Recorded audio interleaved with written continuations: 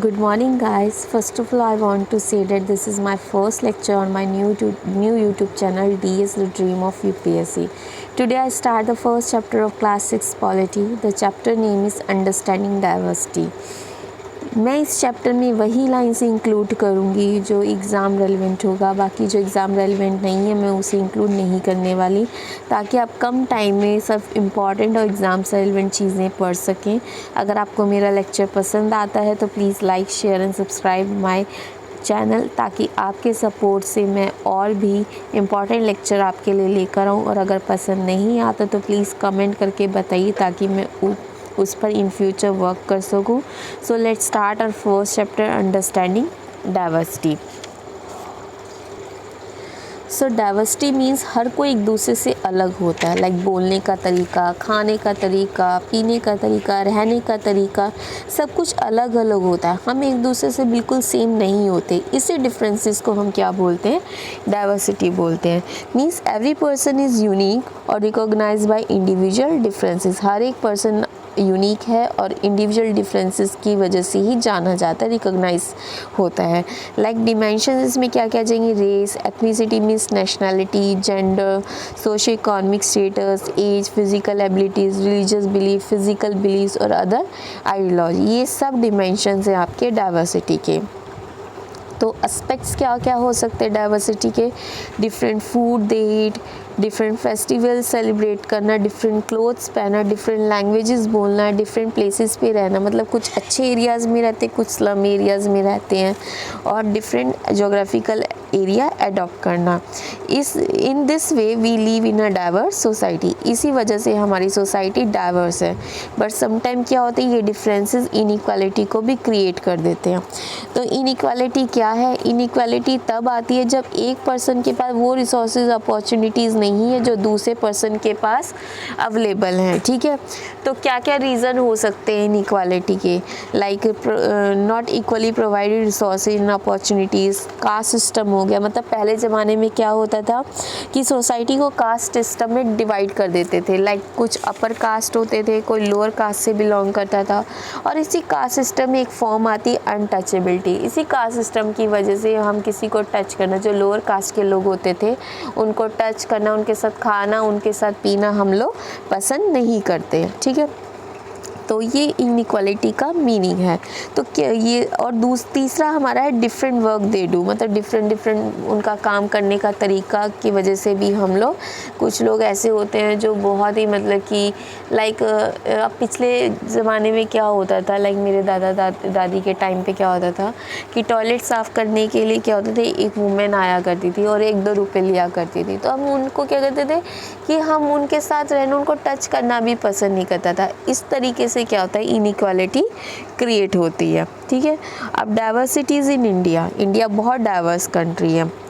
यहाँ पे कुछ चीज़ें सिमिलर हैं पर उनका करने का तरीका अलग अलग है। जैसे कि प्रे करने का तरीका, शादी यानी मैरिज करने का तरीका, ड्रेस पहनने का तरीका, या लोगों को ग्रीट रिस्पेक्ट देने का तरीका भी अलग अलग होता है। ठीक है, तो हम किस तरीके से डाइवर्सिटी को एक्सप्लेन कर सकते हैं? डाइवर्सिटी किस वजह से भी आ सकती है? Like movement of people from one place to another, इस वजह से भी डाइवर्सिटी आ सकती है।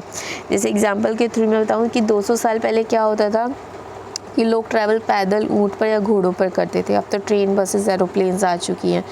तो जब एक जगह से दूसरे जगह पे वो लोग जाते थे तो चीज़ें भी एक्सचेंज होती, उनका रिलीजियस, उनकी लैंग्वेज, उनका कल्चर, उनका खाना, फूड, ये सब भी एक्सचेंज होता था। तो क्या होते थे, कुछ सीखते थे, कुछ सीख कर आते थे। ठीक है, इस तरह से हर चीज़ मिक्स हो जाती थी, तो डाइवर्सिटी क्रिएट हो जाती थी। ठीक है, और दूसरा है जोग्राफिकल फैक्टर्स। ठीक है, जोग्राफिकल फैक्टर्स में क्या आ सकते हैं? जैसे कुछ लोग माउंटेन्स में रहते हैं, कुछ डेजर्टेड एरियाज़ में रहते हैं, कुछ प्लेन्स में रहते हैं। ठीक है, प्लेन एरियाज़ में रहते हैं। माउंटेन एरियाज़ तो बहुत ठंडे होते हैं। ठीक है, तो वहाँ के रहने का, खाने पीने का तरीका अलग हो। डेजर्टेड एरिया बहुत गर्म होता है, तो वहाँ पर भी पहनने, खाने पीने का, वहाँ पर क्रॉप्स उगाने का तरीका सब, मतलब अलग अलग क्रॉप्स उगाई जाती हैं। ठीक है, कुछ प्लेन एरियाज़ में रहते हैं तो वहाँ के रहने का तरीका अलग है।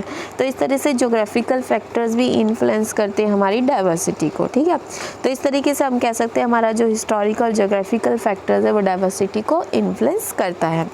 अब दो यहाँ पे पॉइंट दे रखे हैं लद्दाख एंड केरला के बारे में। पहले हम लद्दाख के बारे में पढ़ते हैं। लद्दाख ईस्टर्न पार्ट, जम्मू कश्मीर के ईस्टर्न पार्ट पे पड़ता है। अब इसको यूनियन टेरिटरी घोषित कर दिया गया है। ये बहुत ही कोल्ड डेजर्ट है, ठीक है। यहाँ पे लिटिल एग्रीकल्चर ही पॉसिबल हो पाती है। यहाँ पे रेन नाम मात्र ही होती है और यहाँ सालों साल स्नो से कवर रहता है ये पार्ट। यहाँ पे कुछ ट्रीज़ ही ग्रो होती हैं। ड्रिंकिंग वाटर के लिए भी जब समर में ये स्नो मेल्ट होती है उस पर डिपेंड करते हैं। यहाँ पे कॉमन है शीप रियर करना, उनकी देखभाल करना। लोग यहाँ पे शीप और गोट रहते हैं। यहाँ पे गोट स्पेशल है क्योंकि पश्मीना वुल वहाँ से प्रोड्यूस होती है। इसकी कॉस्ट भी बहुत हाई होती है। And sell this to traders from Kashmir, मतलब कश्मीर के ट्रेडर्स को सेल कर दिए जाते हैं। जो पश्मीना शॉल्स है वो चीफली वोवन कश्मीर में होती है। लोग मीट और मिल्क प्रोडक्ट्स खाते हैं जैसे चीज़, बटर हो गए।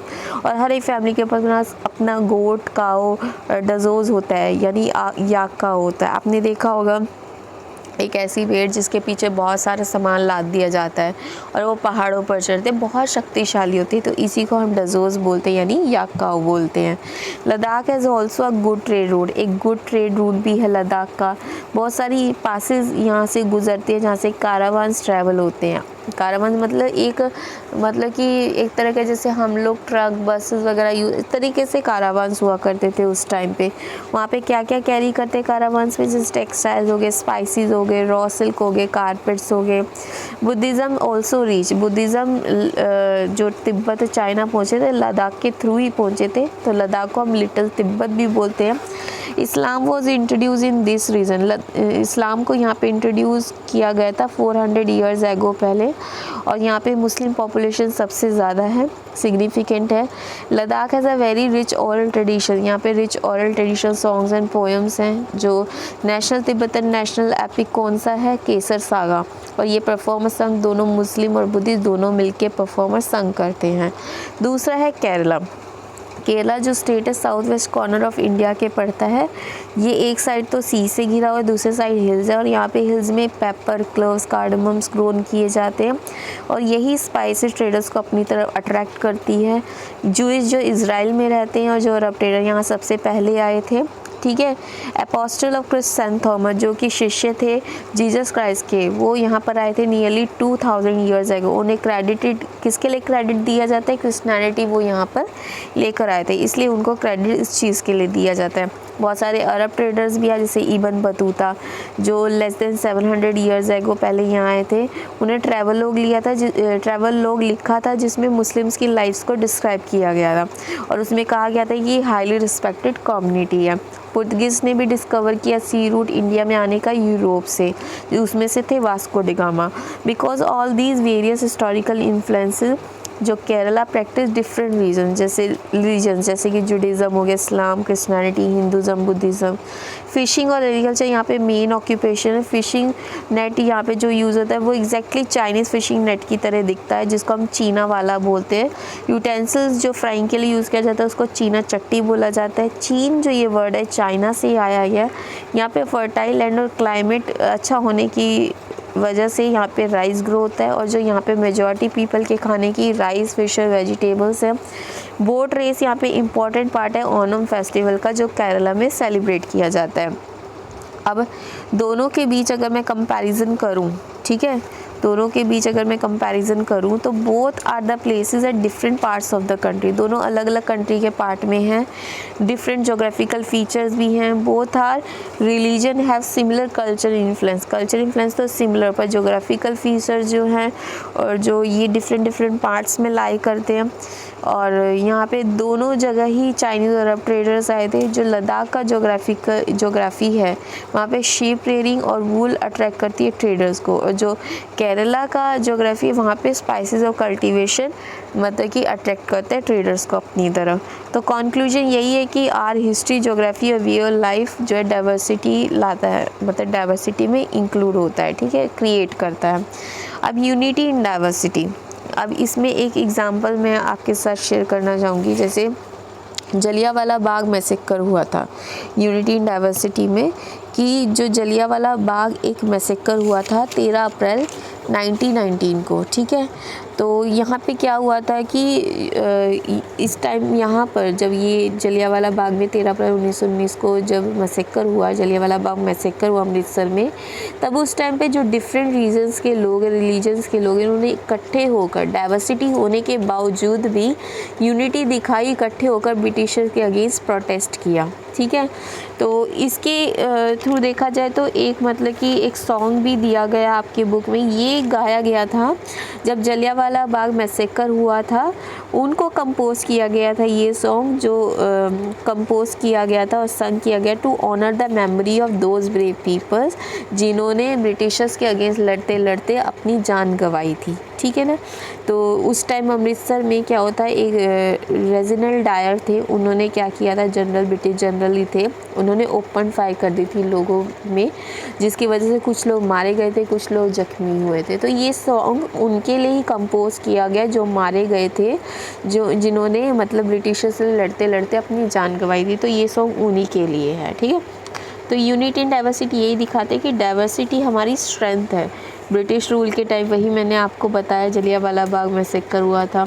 तो जो songs and symbols that emerge during freedom serve as a constant reminder of country rich tradition और रिस्पेक्ट फॉर डाइवर्सिटी, जैसे कि स्टोरी ऑफ इंडियन फ्लैग हो गया। तो चाहे अब इंडिया में कितने भी डाइवर्स लोग रहते हैं, पर नेशनल एंथम, ये जो आपका जो नेशनल फ्लैग है, उसके थ्रू हमेशा रिस्पेक्ट रखी है लोगों ने। इंडिया के लोगों की बात कर रही हूँ, पाकिस्तान वाले मुसलमानों की बात नहीं कर रही हूँ। इंडिया के जो मुसलमान क्रिश्चियंस हैं, जो हिंदूज़ हैं, उन्होंने हमेशा नेशनल एंथम इंडिया का जो इंडियन फ्लैग हो गया उसके लिए मतलब कि एक रिस्पेक्ट की है सब ने मिलकर, ठीक है। तो ये सब चीज़ें था। कुछ इम्पॉर्टेंट फैक्ट्स भी इसमें दिए गए हैं कि जैसे कि डिस्कवरी ऑफ इंडिया, एक बुक पंडित जवाहरलाल नेहरू की, जिसमें डाइवर्सिटी और यूनिटी के बारे में डिस्कस किया गया। और जो यूनिटी और डाइवर्सिटी है फ्रेज कॉइन किया था पंडित जवाहरलाल नेहरू ने, और जो इंडियाज़ नेशनल एंथम है कंपोज किया था रविंद्रनाथ टैगोर ने। ये 3 पॉइंट्स जो मैंने निकाले हैं, जो बुक में दिए हैं, सॉरी निकाले नहीं है, जो बुक में दिए हैं, ये बहुत इंपॉर्टेंट है, एग्ज़ाम रेलिवेंट है, इसमें से ज़रूर क्वेश्चन पूछा जा सकता है। सो गाइज़, ये हमारा लेक्चर यहीं ख़त्म होता है। नेक्स्ट लेक्चर हम नेक्स्ट चैप्टर हम नेक्स्ट लेक्चर में कवर करेंगे। अगर कुछ भी आपको मतलब मेरा फर्स्ट लेक्चर था, अगर कुछ भी कमी लगी हो तो पार्डन मी, एंड थोड़ी मैं नर्वस थी, फर्स्ट लेक्चर था। तो अगर आपको मेरा ये पसंद आता है लेक्चर तो प्लीज़ लाइक शेयर सब्सक्राइब ज़रूर कीजिएगा। अगर नहीं भी आता है, कुछ भी कमी दिखते तो प्लीज़ कमेंट बॉक्स में ज़रूर बताइएगा, ठीक है। And thank you, have a nice day, be safe, thank you.